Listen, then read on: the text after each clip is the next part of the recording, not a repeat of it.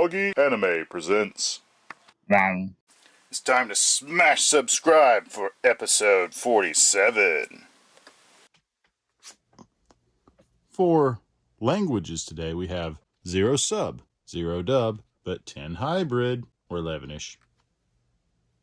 Knights of Sidonia, love woven in the stars. We have the fronts.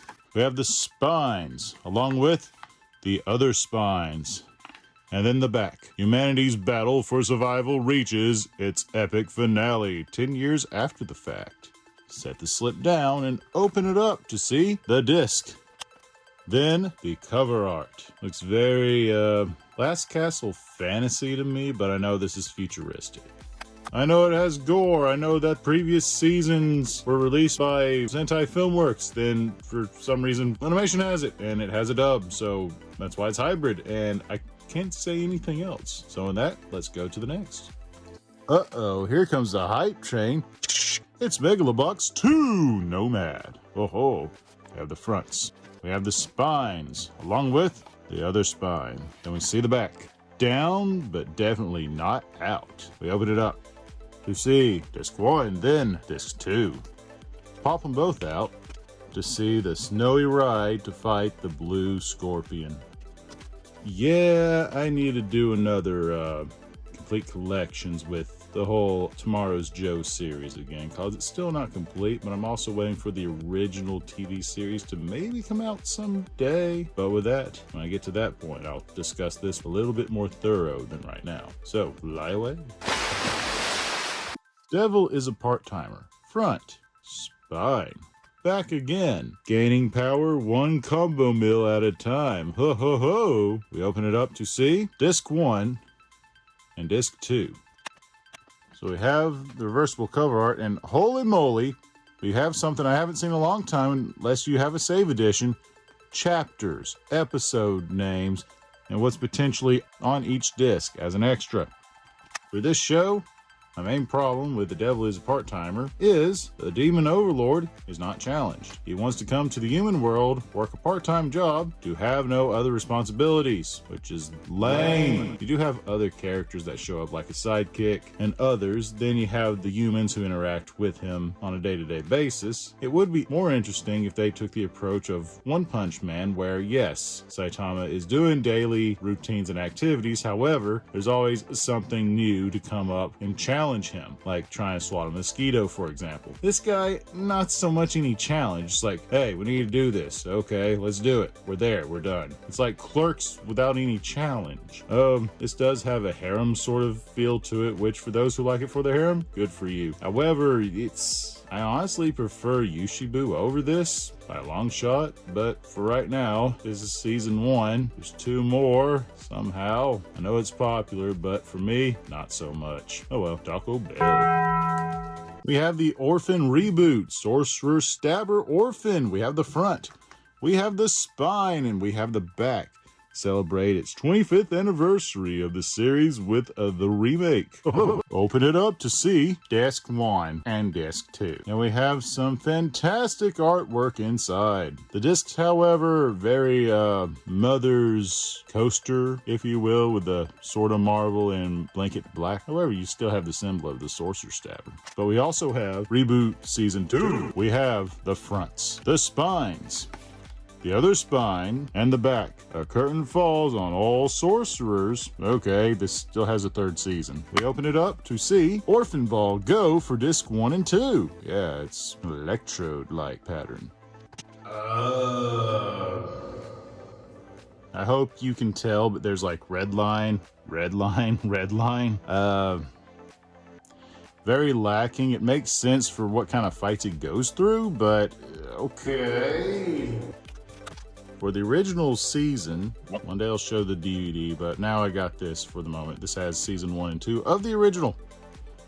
This one, the first of the reboot, covers the season 1 in a different sort of way, but it still feels refreshing and interesting, but not a 1-for-1, if you will. This continues on and diverges from its season 2 into another story. I'm not sure if the reboot's taking place with a new manga or if it's staying more true to the older manga. I'm not sure. But so far, I've had such a blast watching this. All of these. even the second season of the original. There is a third season that was released last winter, anime season 2023, I believe, but it has not come out in physical form yet. I do recommend it. There's so much to discuss. I'll maybe make another type of video for this later, but for now, this is a sneak peek of what's to come.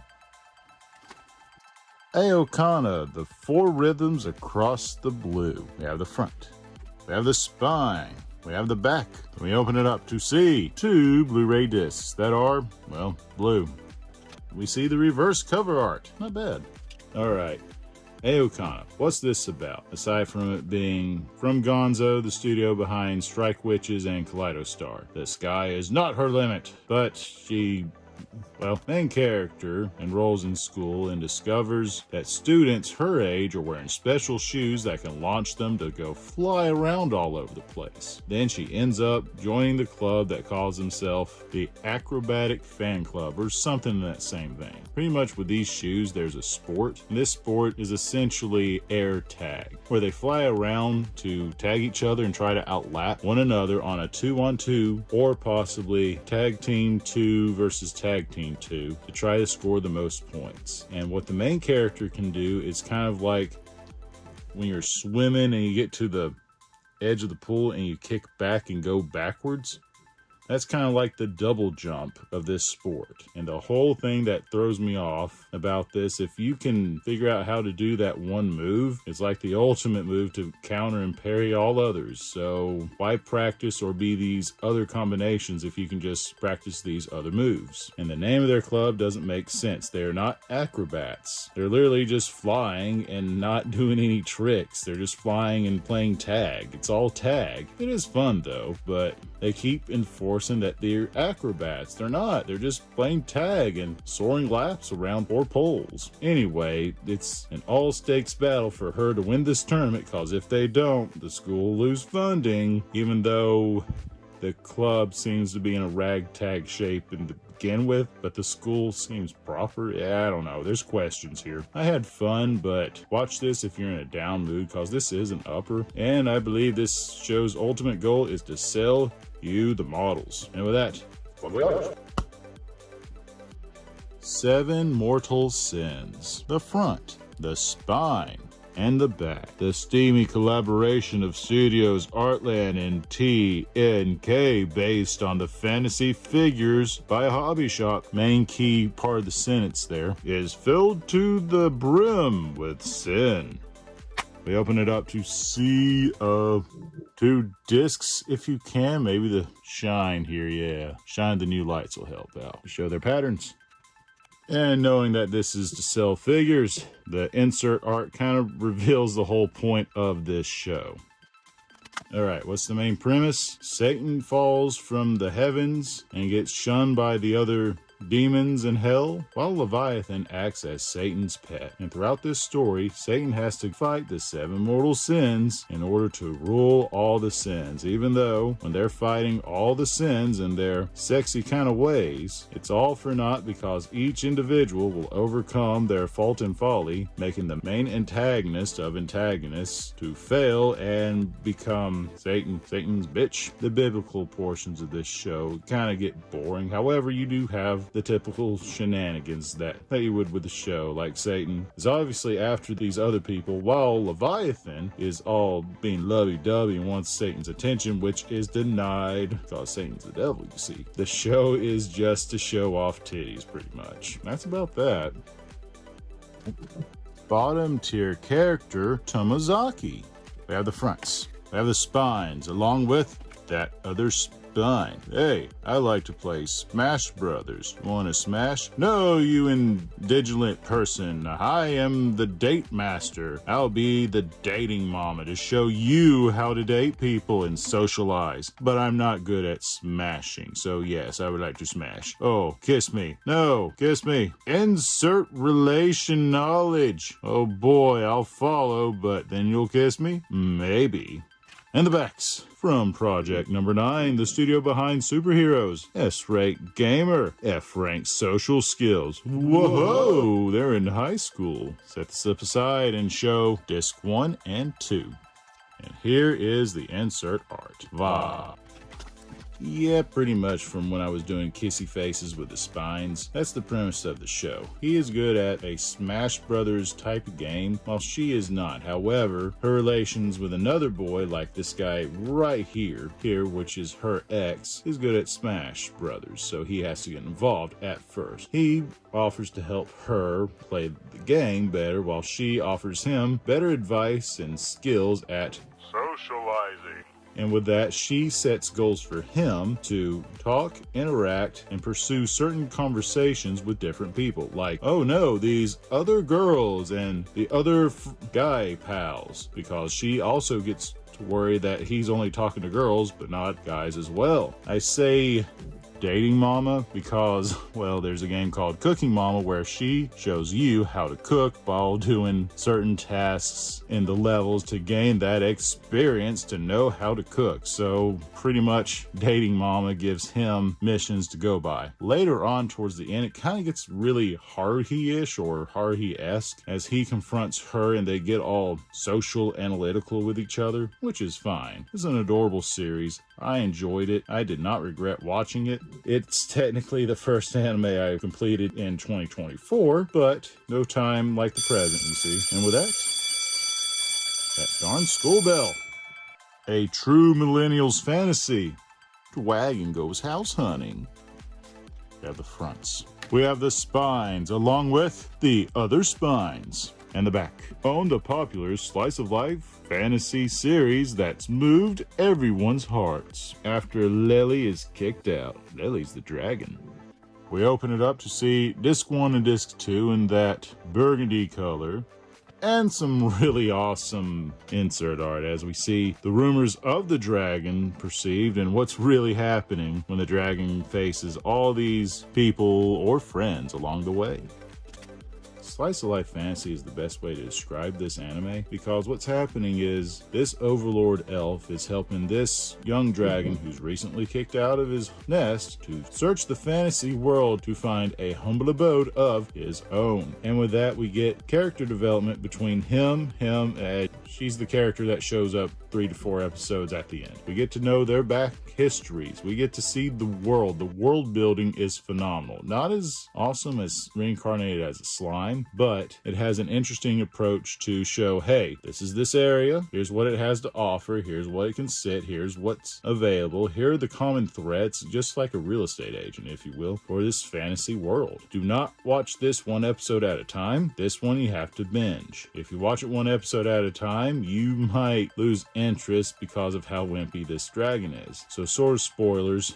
The first half is trying to get him a home, or at least comfortable to try to find a home of his own. That's the first half. Second half, we get to get his backstory, the real estate agent. Then it leads up to him teaming up with this very ferocious dragon that's horrible and ferocious and just barges in and takes over places, giving him a very bad reputation, leading to this weak dragon to also gain that same reputation. Then at the end, she enters the fray, and I'm not going to spoil too much from there. I think I spoiled too much.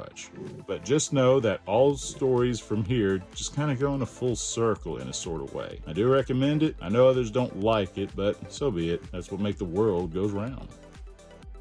That time I got reincarnated as a slime. 2. That's right, season 2, part 1. We have the fronts. We have the spines. We have the other spines. Hi, I'm Rimuru. Hi, I'm Rimuru. Hi, I'm Rimuru. Hi, I'm Rimuru. Hi, I'm Rimuru. Hi, I'm Rimuru. We have the backs. Your evolution continues in season 2 of the action fantasy isekai that's devouring fans. First rule of leading, protect your tribe. Set the slip down and open it up to see. Focused, relaxed, humble, disgusted. And the insert art. Once again, episode and description of features. Yeah, I like this type of style. Also, you get your sort of Disgaea-esque art right here. Well, Disgaea format, but not art style.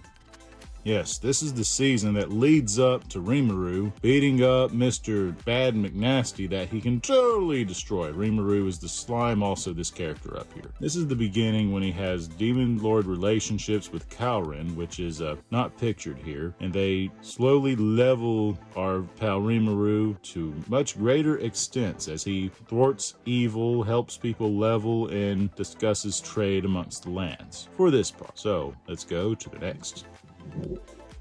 Goblin Slayer Season 1, he does not let anyone roll the dice. Oh boy. And this is sealed from when, well, I can't say Best Buy, but when RightStuf was around, I ordered it then. I have an anime bargain hunt I need to work on to show you what others I'm talking about. But enough of that. This is now. Fine, I'll unwrap it. I'm back after crying. So it turns out for the back, there's no glue holding it. So it's just a loose piece of paper. So go through the motions. Front.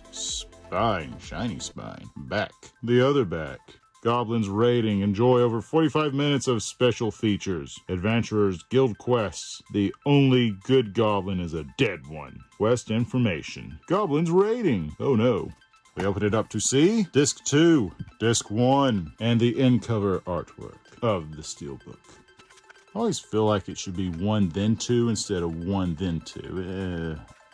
This is a dark epic fantasy anime that could rival Berserk. Every character named is, well, I don't know the Goblin Slayer's name. Everyone just calls him Goblin Slayer. And that's kind of the naming scheme that you go by. It's more, you call them by the class that they are. Except for one character, but I forgot their name, so not much point of that. This shows rape, blood, gore, real strategies to help you survive in this world. There is a tabletop RPG that follows this sort of style. I enjoy it for all the carnage and gripping adventure that you'll have with this character and all the perils that he's went through. He has not had a good life, but damn it, he's going to kill every goblin that there is. And that's why I kind of like it. I really do not want to see this character in that time I was reincarnated as a slime for sure, but for how vile these goblins are, raping anything as possible so they can produce and not care one bit is something I would not want to live near, and am glad that he is destroying them as traumatized as he is. And honestly, who could blame him? If you can take